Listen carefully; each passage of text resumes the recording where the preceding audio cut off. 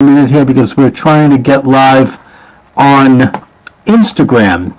StreamYard says I should be live on Instagram, and so here I go. Let's see if I can do it. All right. So you just have to bear with me as I sort of... I understand. It's too bad your producer had to take off this week. Oh, yeah, sure. I have to hump my way through this. Let me click. This says go live, but it ain't happening. Forget it. All right, let me get out of this.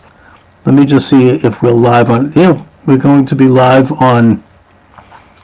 Oh, good. We're live on Getter. That's good news. What about Rockfin? Rumble.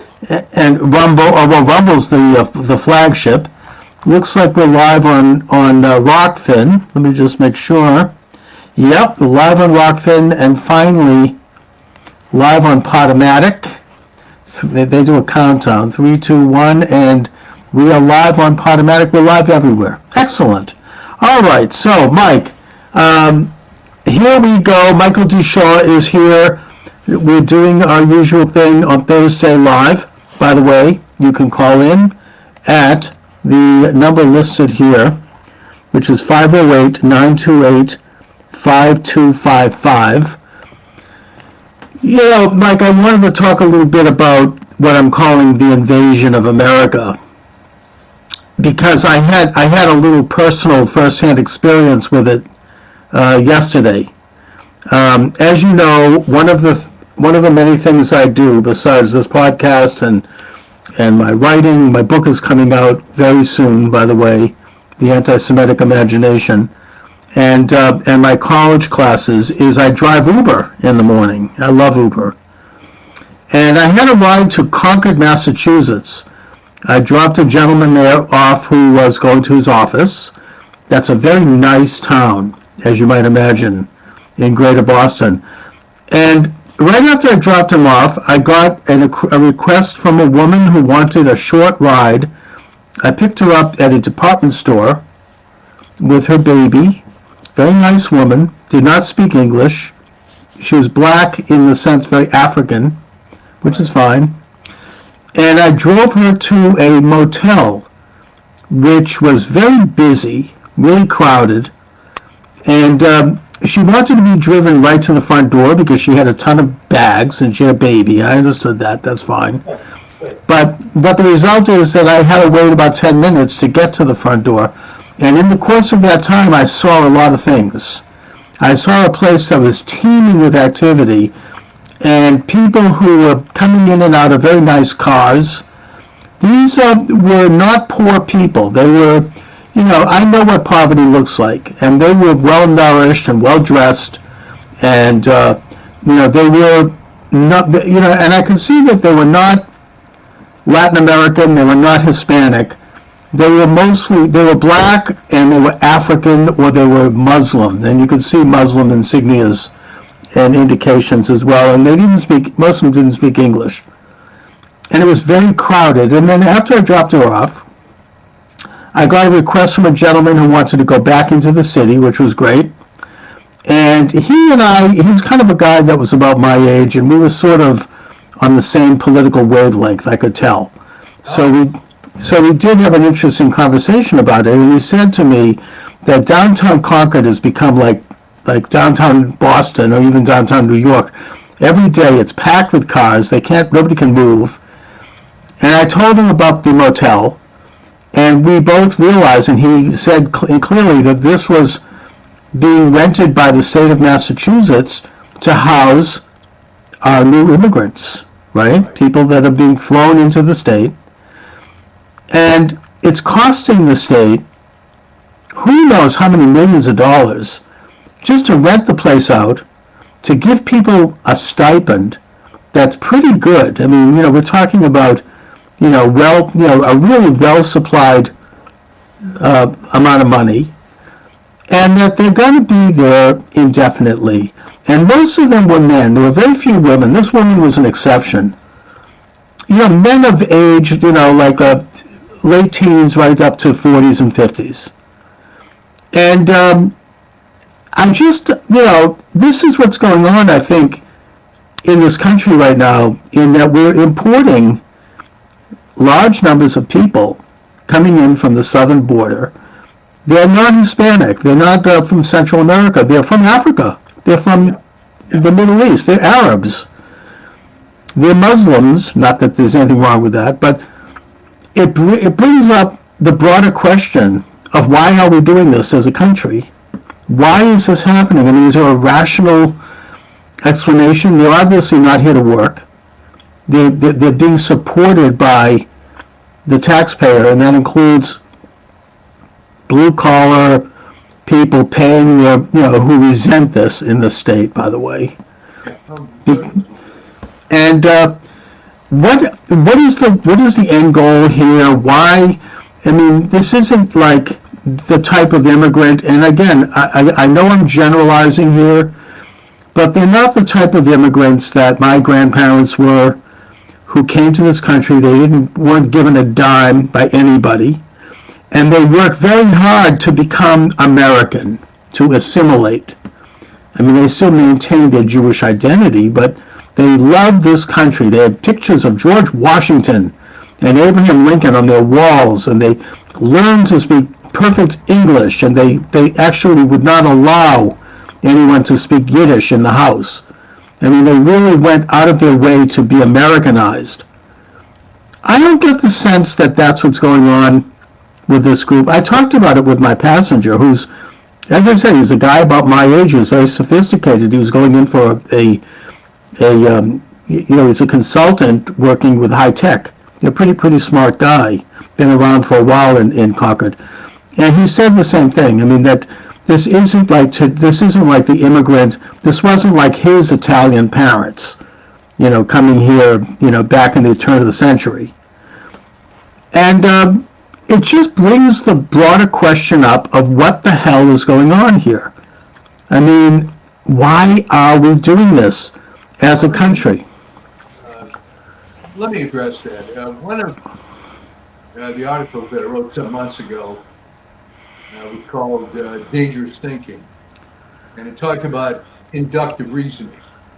And inductive reasoning, for the audience, if you're not familiar with it, is where you take a small observation and then draw a larger conclusion. Simple example, you get up every morning and you watch the sun rise, and you determine that, well, the sun is going to rise every morning, all right? So in other words, you take a small observation and make a much more profound conclusion. All right, people are more familiar with deductive reasoning. Cops wear blue uniforms, Joe is a cop, therefore he wears a blue uniform, which is Right. a larger principle to a smaller. Right, why do I mention that? The problem with inductive reasoning to the leadership class is that you're going to start drawing conclusions that they don't want you to draw. Well, the conclusion of what you're seeing is that there are forces at work to destroy the country. Yes. And they have at their aid useful idiots, i.e. liberals, who think they're doing the right thing by bringing in unassimilable immigrants. It's all part, and in fact, Peter Brimelow got into a lot of trouble with this many years ago when he wrote his book Alien Nation and created the website VDare, named after Virginia Dare. Yes. I've interviewed him. I should do it again. Theory, but where it's falling apart for them, and they don't realize it because they're stupid and evil, is that it doesn't work just because they're unassimilable. The idea is that these immigrants are going to all become good Democrats. First of all, they have no way of knowing if that's true. Maybe they're going to all get on welfare, a significant percentage of them, but it's extremely destructive. Okay, very similar. Compare it to the Colorado court thing. Same idea. Very Yes. similar to what the Democrats did in 1860, where they took Lincoln off the ballot in several southern states. All right. The conclusion, the inductive reasoning conclusion, is that these people are vile communists that want to destroy the country, and they have as useful idiots these liberal, quote unquote, elite lawyers on the Colorado Supreme Court, which, by the way, was very carefully forum searched. I mean, they didn't care, but there's no accident this was in Colorado. They knew they had four copies on that Supreme Court that this absurd thing could go through. But here's the funny part. It doesn't matter anyway. People are just going to write in Trump. And it doesn't matter anyway because it goes to the Supreme Court and then gets nationally thrown out. So the people trying to do these strategies are not very smart. I mean, we're probably more stupid because some of them are working. But that's what it is. The simple conclusion is people want to destroy the country, period. All right. Right. Mm-hmm. Now, Well, I think there's the macro issue of destroying the entire country by ripping apart the fabric in terms of letting hundreds of thousands, even up to millions of people, undocumented, coming in the country, people who we don't have any idea whether or not they might be carrying disease. We don't know whether or not they've taken a loyalty oath for this country. They haven't. They don't speak English. They're not like as I said, my grandparents were striving to be Americans. I don't get that sense at all. I mean, I saw a lot of a sense of entitlement in that group, and that the the elitist internationalist establishment that is behind this, they are not stupid people. They know what they're doing, and they have some kind of an agenda that we can speculate about, but I think that broadly you do say it right when you say they want to destroy this country. Now, as far as the micro issue of stripping President Trump's name off the ballot in Colorado, my understanding is that the mastermind behind that is Lawrence Tribe.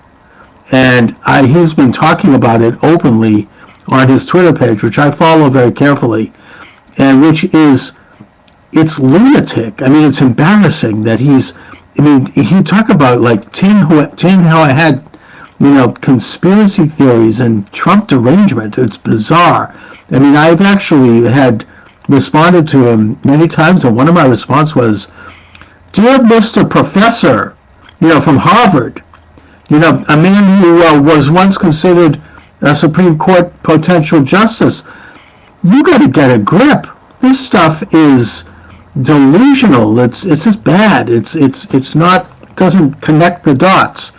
Well, he's behind the whole thing, is my understanding, along with Mark Elias, who was the mastermind behind the collusion conspiracy theory that Vladimir Putin conspired with Trump to steal the 2016 election, and also Andrew Weissman, who was the chief legal counsel to Mueller's group.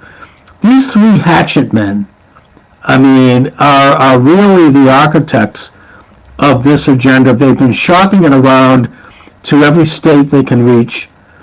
And I predict that it's going to be stripped up, it's going to be taken out by a unanimous decision by the Supreme Court. But that is going to be a real test of the institution. That'll be so beautiful, and including the nuts on that court. You make a very good point here. It should be a unanimous 9-0, all right? Because it's ludicrous. Of course. It's the most unconstitutional thing you can think of. Now, I'm saying it's not. I mean, it's still going to be overturned, but I don't think it's going to be 9-0 because you have at least two leftist ideologues. Yeah, Sotomayor and Jackson, right? Yeah. That might go for it, but and something, that's going to make them look even more ridiculous. I mean, they're already viewed as marginal people, even by the liberals, and I think that would be such a disgrace for them. That for that reason alone, I think they're going to shut up and go along with it, because it's. But it's going to be funny, interesting to watch that. It's almost like we can take odds. set up a betting pool. And it's going to be a great day, in terms of restoring some semblance of faith that there's some sanity left in our Republican system of government, because this is like really a low agenda to strip a man's name off of a ballot. And I think that, by the way, the Republican Party of Colorado has said that they're going to switch over to the caucus system, so there won't be a vote anyway. And certainly people could write Trump in. Now there's talk about taking Biden's name off the ballot in Texas because of the invasion across the border. So, they're opening a can of worms. I think that this might be another Wellstone funeral event. The whole country is seeing it out in the open. It's ugly. It's really disgraceful for them to try to do this, and it's also loathsome that the other Republicans are. I'm not condemning it. What do they think? And then DeSantis came up with this cockamamie conspiracy theory that Trump is behind this because he wants attention. Can you imagine that? Well, I mean, DeSantis has lost it. Oh, yeah. I mean, going back to Tribe for a minute. Yeah. All right, Mark Elias is just a political hatchet man. Indeed. But Tribe was a respected legal scholar, and albeit a very left-wing guy. And here's what happened with him, I believe. Yeah. He got very upset when Trump was elected. He got more upset on how successful Trump was in lowering unemployment, improving the economy, doing so many things right. His head started to explode. And I'm sure people came up to him and said, Larry, maybe it ain't that bad. This guy's doing a reasonable job. And he just got more mad and more crazy. And the trouble with, because I've known people like that in other fields, where they have this idea, this sort of unified theory of everything. And right. Tribe's idea was Trump was going to destroy everything, which he didn't. So he got even more upset, came up with this ridiculous 14th Amendment thing. And Dershowitz, the only thing Dershowitz didn't do in his condemnation of this was name Larry Tribe, who I'm sure he despises now. But it's going to backfire. Ramaswamy is the only one who said that he would leave the ballot in Colorado if this thing isn't overturned. Exactly. And ironically, Tribe actually was the architect of the Bush-Gore thing in Florida back in 2000, where he came up with the legal theory that basically called for Gore to have alternative delegates, which is something that now they're trying to put people in prison who are alternative delegates in Michigan and Wisconsin. So, I mean, this is what they're up to. They're putting people in prison for long prison sentences for basically expressing dissenting opinions. This is what's his name? Stuart Rhodes, the head of the Oath Keepers, just did his first prison interview with Gateway Pundit, where he noted that now they're putting people in mental hospitals. As a way to, this is what, exactly what Stalin did. This is, and this is like total communism. That basically anyone that's trying to say anything or speak is going to be declared mentally ill and locked up in some padded cell. I mean, it's that ugly, right? I mean, it's. Well, the old distinction, let the liberal reveal the Nazi, which I would say for 30 years, is really only now becoming more obvious that these people are demented in some way, and you have to look maybe what is the source of this anger, okay? And I believe it goes back to this, for lack of a better term, model UN theory. When the bright kids in junior high or middle school, as it's called now, they did their model UN. and they had this flower child concept of how the world was supposed to work. And of course, that's been disproven a billion times, and they just get more mad every time it's disproven. So now Right. you have this derangement based on their little world of the eighth grade isn't the way life is. And this is happening in other fields. There's a TikTok video that after a few days got something like 7 million views of some woman in her early 20s. I don't know if you've seen it, decrying the fact that she was diagnosed with herpes, uh, implied that she was screwing around all the time and so on. And she bought into this bill of goods. You don't need a man, you can sleep around and whatever. And now, the chits are being called in, and she's realized what she's done to herself. Okay, the same sort of thing that the rational person might think, the model UN in the eighth grade, that's not how the world is.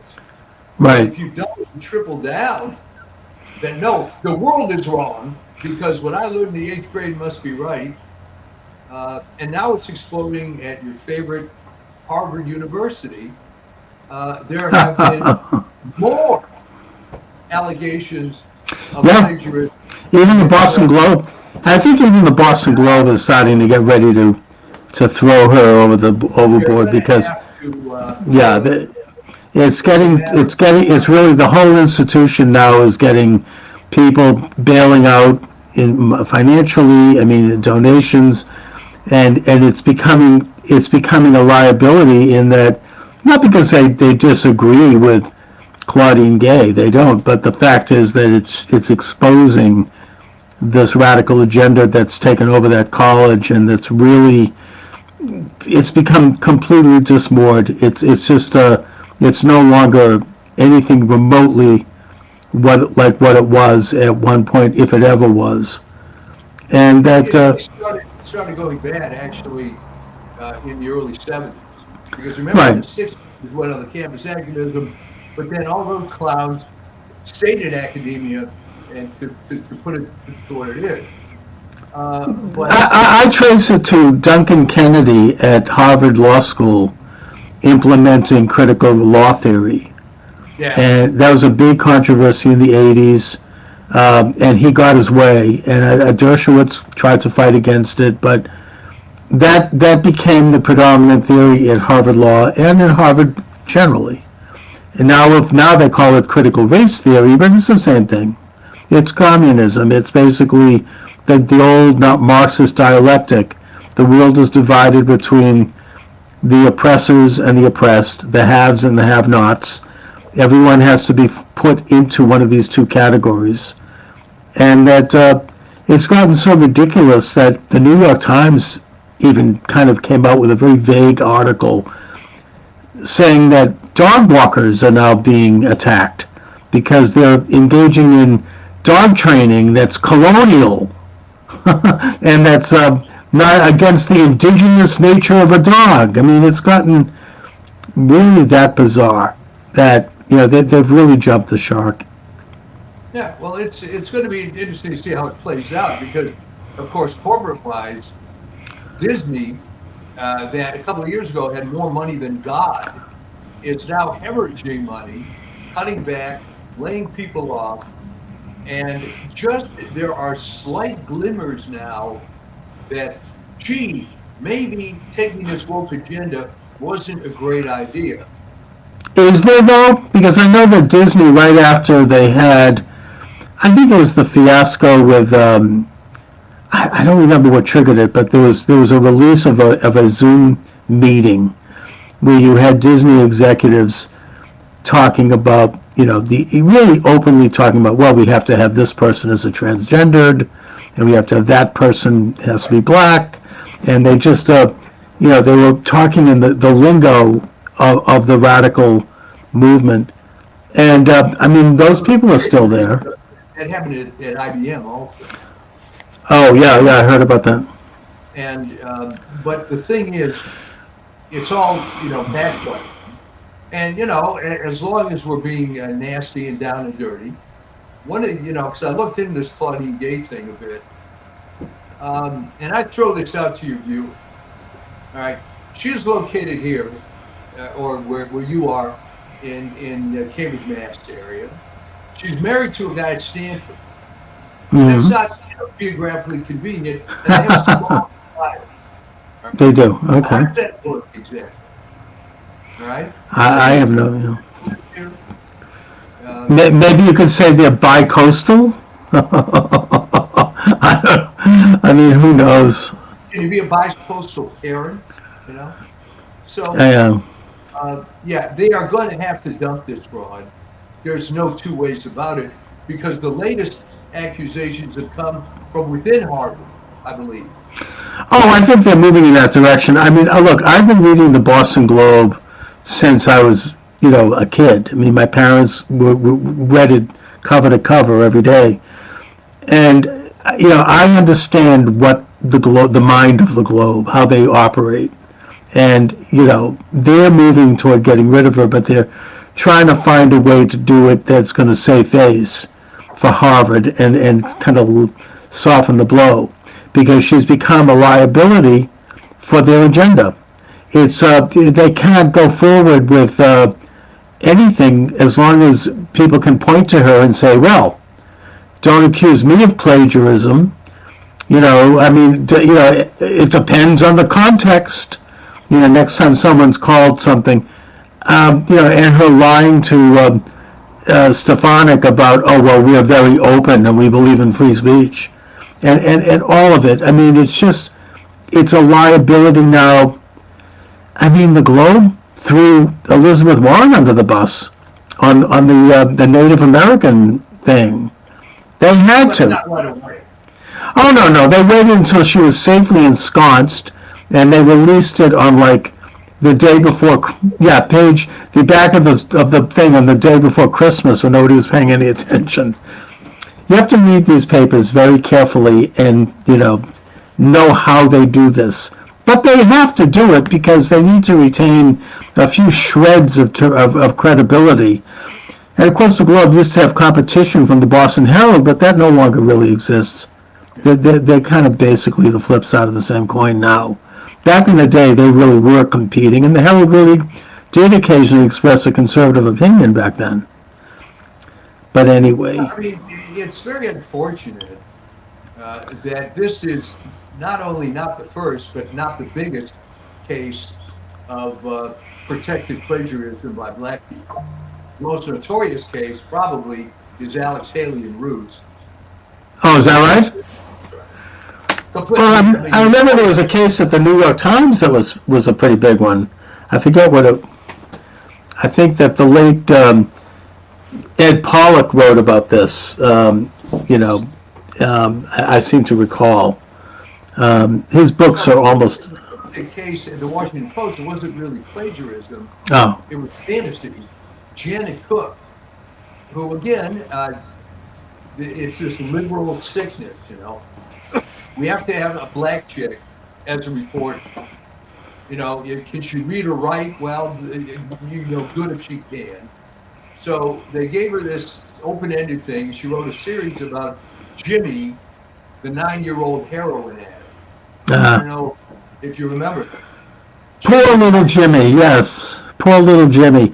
Well, it's like the Rolling Stone magazine doing that story about the girl at, I think it was Virginia Tech, who had been repeatedly raped. University of Virginia.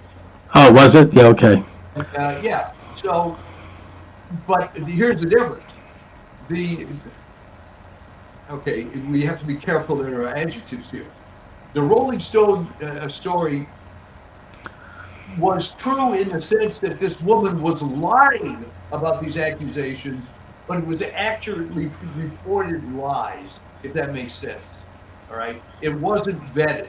And it ruined the career of this investigative reporter. All right, fine. In the case of Janet Cook, there was no Jimmy. There was no 9-year-old heroin addict. It was completely created out of whole cloth. Wow. So, and in the case of the story with Rolling Stone, the woman that wrote this had a history of writing fabulism, you know, grain of truth. Yes, there is a woman named so and so, but then creating this fantastic narrative.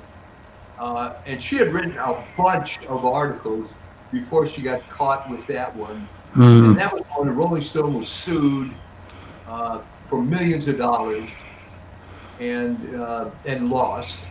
Right. So, Yeah, I mean, or then there's a case of Mike Barnacle here in Boston, who was copying whole cloth George Carlin's comedy routines in his column. He was driven out of town. I mean, he was kicked out of the Boston Globe. Now, of course, he's a regular on with Morning Joe and Morning Mika. right. You know, that's where he settled.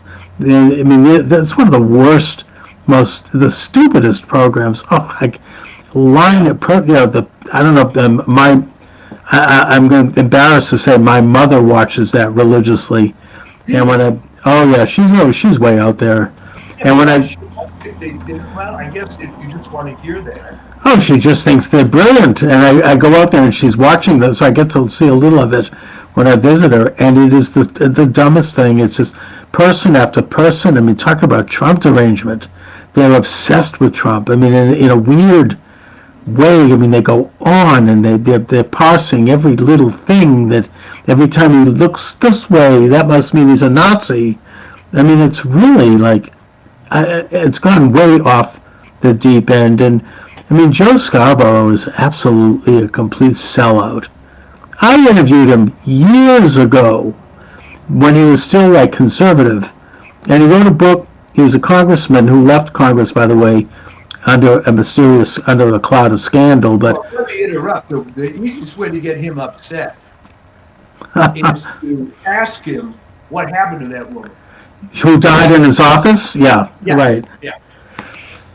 But he'd written a book that was reasonable. I mean, he was talking about lobbyists and how, you know, congressmen get on the payroll after they leave and how corrupt it was. But he's since then gone completely off the deep end. I mean, I don't know what it is. Maybe it's his father-in-law, Zbigniew Brzezinski, right? And the tectonic shifts. Yeah, the other thing is that he thought he was going to be a bigger success than he is, and he got upset because he didn't consider MSNBC to be big time, oddly enough. Oh well, yeah, that could be. But to bring things back here, we have the invasion of America right now. Yeah. I don't think that there's a bigger story. I mean, this is something that apparently on the border of Texas is the largest incursion of illegal aliens in history. Yeah. Is happening right now. These are people who are not even Hispanic. They're not Mexicans. They're not Central Americans. They're coming here from Africa. They're coming here from the Middle East, and it's the people like Mayorkas and them. They know this and they don't care. They're just opening the border. Well, it's not about they don't care; they're encouraging it.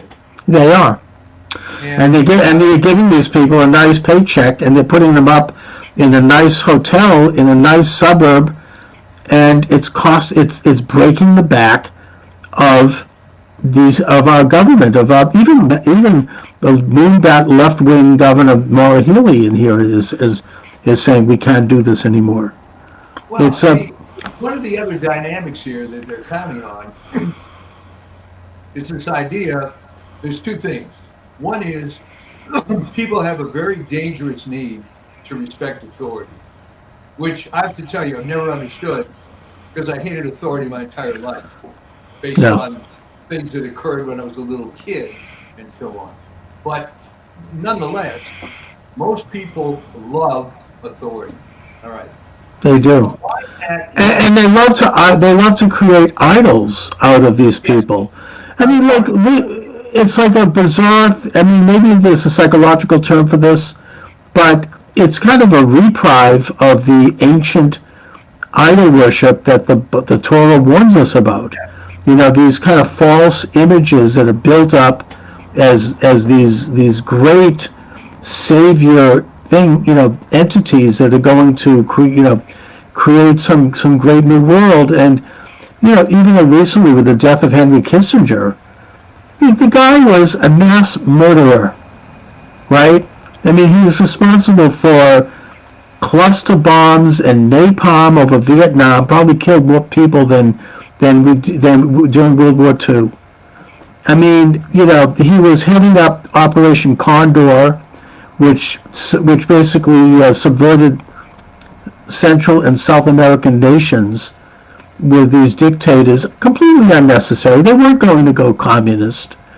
They did it because they wanted to help American corporations, and he was carrying on from the Dulles brothers during Eisenhower.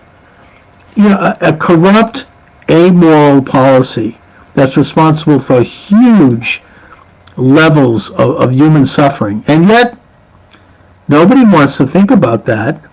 Nobody wants to. You raised a good point. All right, you covered a couple of things.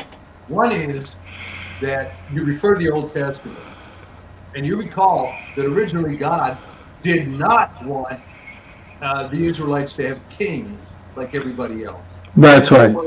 To worship God, live the right way, and only reluctantly did he give in. All right, fine, find a king. So they get Saul. Saul screws up, and this is misinterpreted by everyone.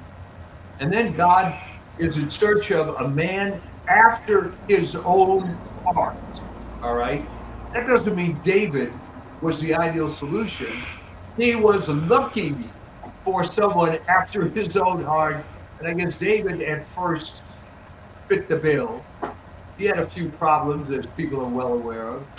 But the point being that there wasn't supposed to be this kind of authority beyond the priestly class, but it was very clever how that was set up. They were totally supported by the rest of the people, so they had to. There were limits on what they could do, But that's all thrown away.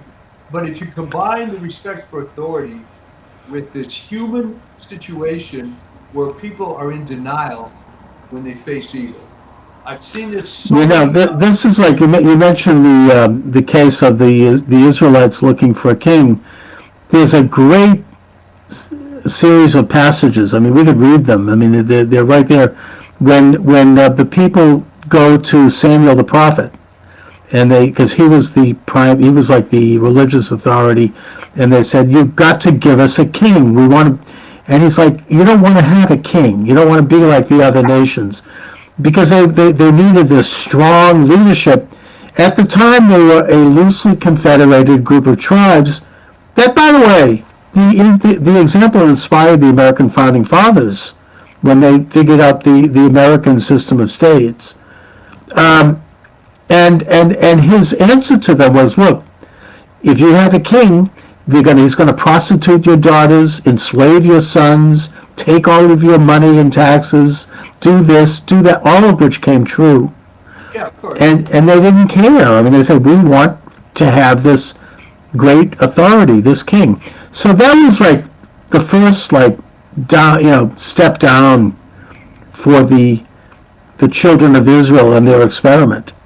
I mean, in fairness to the children of Israel, the relationship between these tribes wasn't always great. No, exactly. So maybe they did need a little bit more of in a way, it's like the founding fathers created a constitution to replace the Articles of Confederation because they needed to have some, we have to deal with reality here. I mean, they had to have been, they had practically wiped out the tribe of Benjamin. I mean, it was crazy. Oh, yeah, I mentioned Judges 20, which is one of the most salacious things in the entire Bible. I believe that whole story. Oh, it was like Lord of the Flies. I mean, there had to have been some, right? There had to be some kind of authority. There's no question about that. I mean, I think that, it's the government is an evil system, but it's necessary.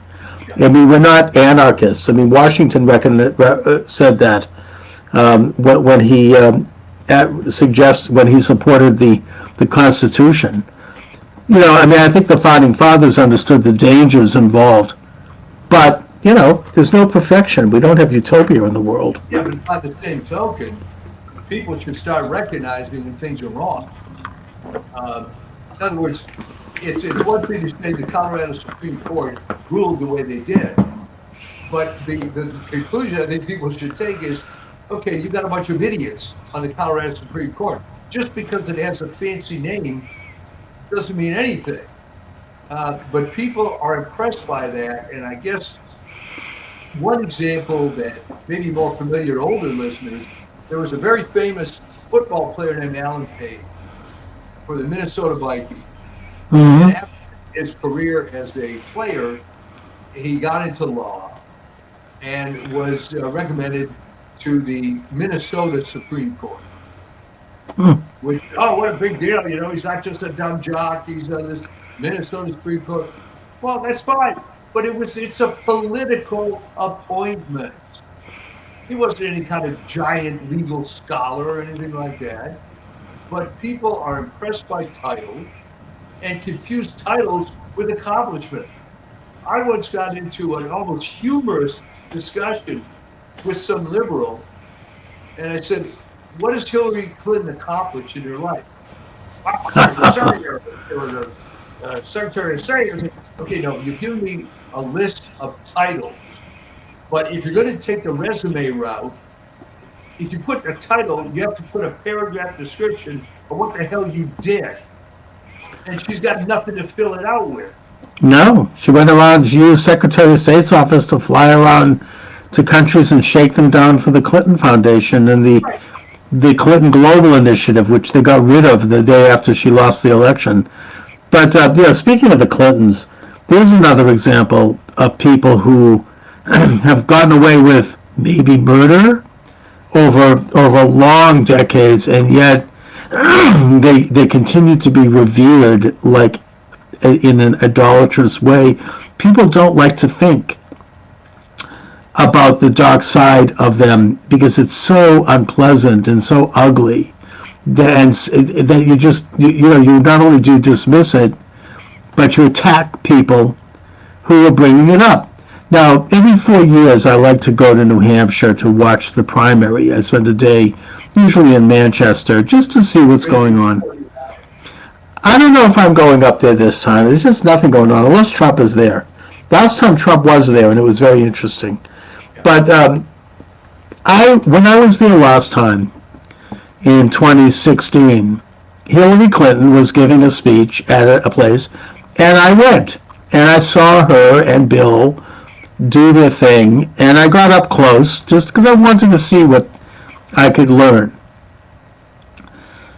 And this could be a figment of my imagination, granted, but all I can say is that there was something about them, and there was almost like a smell.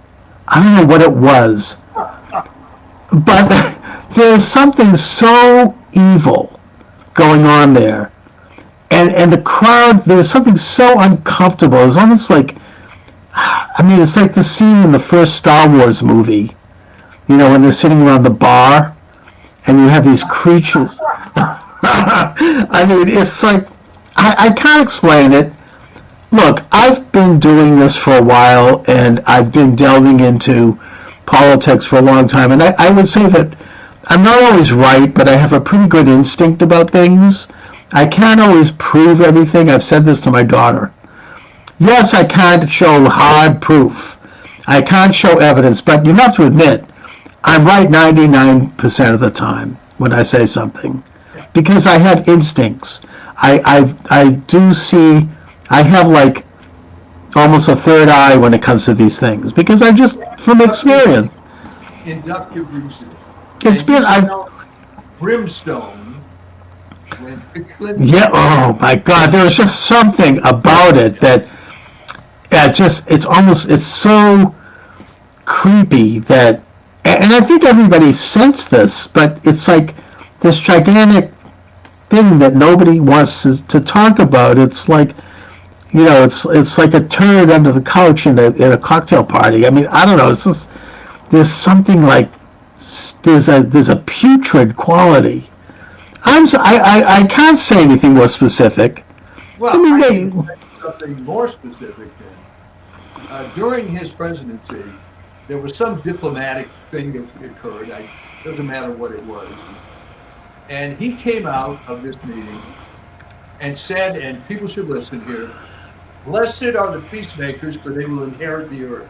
So what he did was deliberately misquote one of the Beatitudes because he could, and because he knew that no one would follow him on it. If blessed are the peacemakers, they would be called children of God. All right? Everybody knows that. But he purposely misquoted it. right. He edited out God. Right? Yeah. That's not the first time I've seen that happen. I mean, He probably did smell brimstone because look, we're talking about stuff like this. Weird things will happen sometimes, and you get a weird feeling. All right, and exactly. And I've actually talked to priests and even an exorcist about it. Sometimes I'll be in a Catholic mass, and I will suddenly get these evil thoughts that I would never think of, and it's like thrown into my mind. And it ends up that was just a little demonic because we got you. And, when something comes into your mind that normally doesn't, that's weird, there's other forces at work there. And if you smelled brimstone, whatever the hell it was, it's not an accident. You're more perceptive. Oh yeah, well I was perceiving something a little bit underneath what was going on there, and I totally get that, and I think that they are at a level of evil that I don't think anybody can imagine. I mean, if you take a look at the Pizzagate story, yeah, I know that it's been mucked up and discredited by all this weird QAnon stuff, but and I'm not endorsing any of that. Who knows who's behind that one? But the point is that nevertheless, there is some real nasty kind of things going on with that have been proven and have been reported on by legitimate mainstream reporters. I specifically would note Liz Crokin and Ben Swan, both of whom worked for CBS. I mean, these are people that went to journalism school. They had careers on television. They were, legitimate reporters who talked about that, and they both were denounced and attacked for their report. But they reported on that whole business about, we're going to be sending over, 2,000 pizzas, and all this kind of language. And, it's just, I should try to have them on the show. I don't know if they want to talk about it at this point. They're both still out there, and they're both trying to do other things. But they were really, both of them were damaged by simply reporting on this. Well, sure. I mean, one of the things that works for the Clintons is, I think people deep down realize they're scumbags. But then it gets down to, well, wait a minute. I've been supporting them for X number of years. What's wrong with me? So it's much easier to throw off these accusations. I've seen this happen in smaller contexts, because I may have mentioned on this program at one point, I was involved with a Pop Warner football league many years ago. My kids were that age. And it was clear to me, because I picked up on stuff, that the treasurer was embezzling a lot of money from the league. Mm-hmm. So I went to the commissioner of the league and said, look, tell these people you're going to audit them because they're stealing money. I know they are. Well, nobody wanted to hear that. Okay? So what happened? I was a bad guy. Did they ever produce the $9,000 that they stole? No. But it didn't matter because I was the bad guy for raising it, and the commissioner didn't want to realize it because he was the idiot that appointed these grifters to that position in the first place. And whatever reluctance there is at Harvard is going to be, well, wait a minute, we brought this broad in. How does that reflect on us? and until the evidence piles up so much that they have to do it, then they're going to make some mistake. Then they're Well, really yeah. going to go after her, that she lied to us.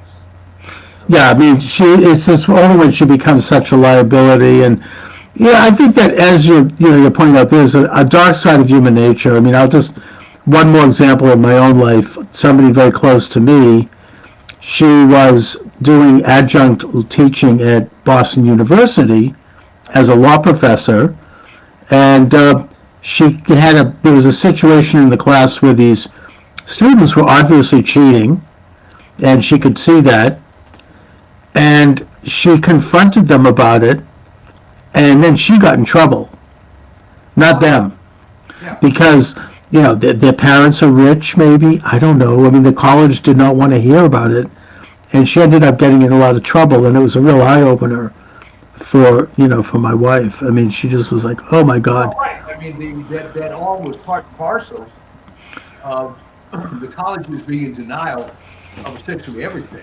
I mean, when I Right. went to UCLA, which is a good long time ago, I mean, more than 50 years ago, to be honest, there was a series of rapes that were occurring in secluded areas of the campus.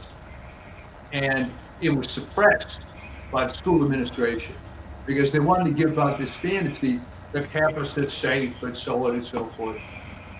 And they ended up finding the guy, and it was students that found him. The unicops were really ineffective. Not their fault, they just weren't allowed to pursue it because this fantasy had to be perpetuated. And one of these cases, there were multiple cases, one of them was, it just so was humorous, was called the paper bag rapers, because he had a paper bag over his head.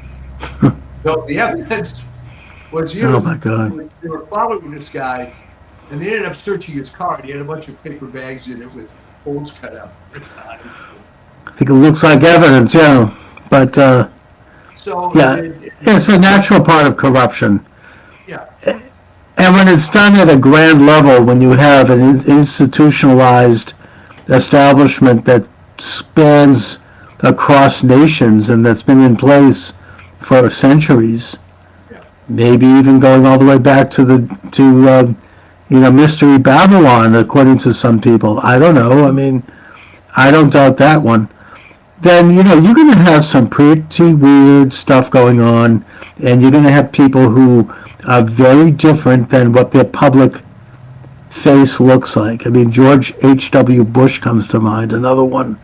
Oh, my God. I saw an old clip of him the other day where I'm watching this documentary, which is actually very good, in Boston, about the Charles Stewart case. I don't know if you remember that. There's more of a local story here. Yeah, no, Yeah, right. I mean, he murdered his wife, his pregnant wife, and he tried to blame a black man, and it created a racial explosion in Boston. It was a major. But there was a clip with George H.W. I'm watching this thing. It's a clip with George H.W. Bush talking about, we have a problem with drugs being introduced into this country. Really? It's like, who's doing the introducing, I wonder? I mean, there's something about the way he was saying it that there was almost like a smirk on his face. And there's something going on there. Didn't he know about the drug shipments coming in at Mena Airport? I think he did. I mean, it's like the CIA was a big time involved in that. I'm sorry. I mean, there's a reporter from the San Jose Mercury News. His name escapes me right now. Webb, his last name, who did a book on this, showing how the CIA was working with drug kingpins in Latin America to distribute drugs on the streets of Los Angeles and other American cities. Gary Webb. I interviewed him. At the time I interviewed him, he was very depressed. I think that he was going through a divorce. He was having all kinds of problems. And it was a little, not shortly, but after that sadly he committed suicide. oh, gee. Yeah. but he was a whistleblower on that one, and this was during the H.W. Bush administration.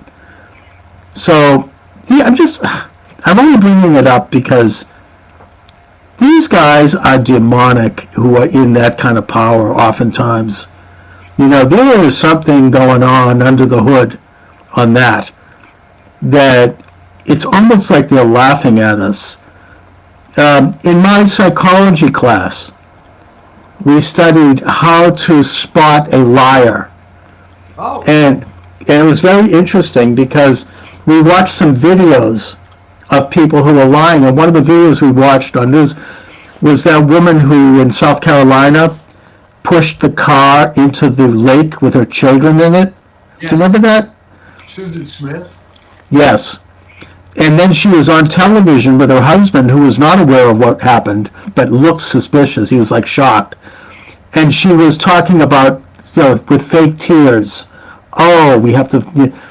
But if you watch the way she presented herself, there was almost like a smirk on her face.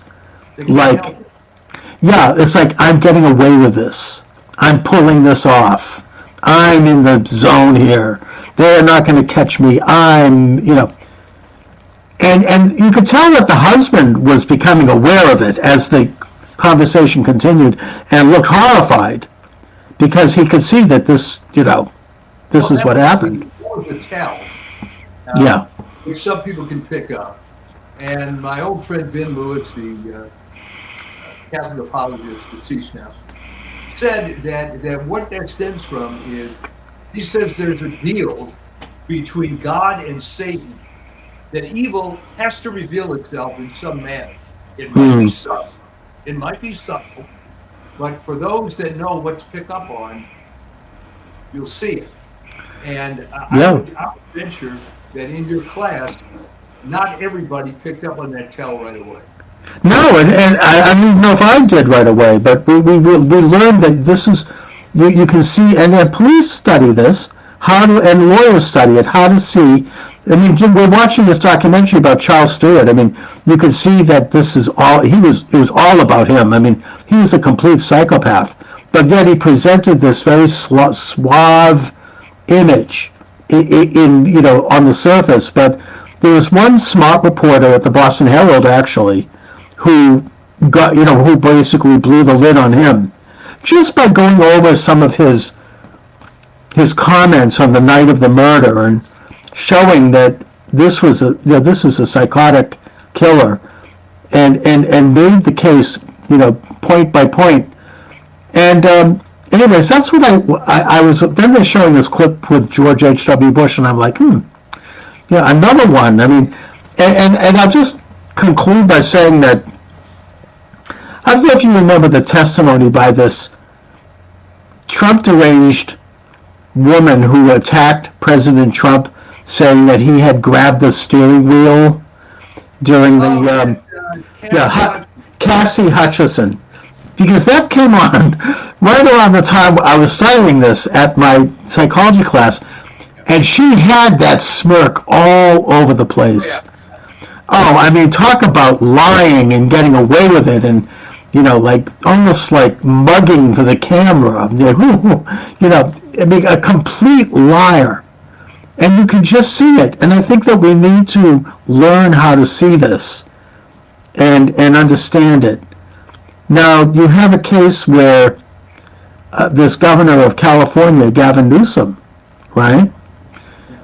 He is so soulless that he can lie and there's no expression at all. He does it so well because it's almost like he's a hologram. There's nobody home, right? He's just a consummate liar.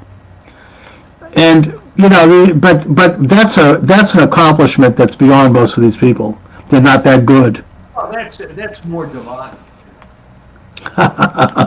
Being able to not have any tell, and I'm sure there is a tell if you're right. Accomplished in the art. I haven't studied him because I don't like the guy and I don't want to subject myself to watching tapes of him. But they all have their way. I mean, anytime there's any criminal, eventually that you can learn a certain pattern. I mean, Bill Clinton's pattern was that he would he'd turn the tables and he'd flaunt it. I mean, he would like wave the Bible in the air after coming out of St. John's Church on his way to the Oval Office so he could screw around with Monica Lewinsky. And he was like, I can do anything. It's like, so I think that was his MO. I mean, he actually enjoyed, thumbing his nose. I mean, when he was governor, there's all these reports of him having sex on the steps of the state capitol and out in public and the broad, in daylight. I mean, and just getting all the police covering up for him because he enjoyed the power of that. Like I can do whatever I want. The thrill of that. So different things work for different people in terms of how they conduct their criminality. Anyway, so what do you have coming up on the Substack? Well, I had the latest article came out a few days ago. Was on diversity, equity, and inclusion.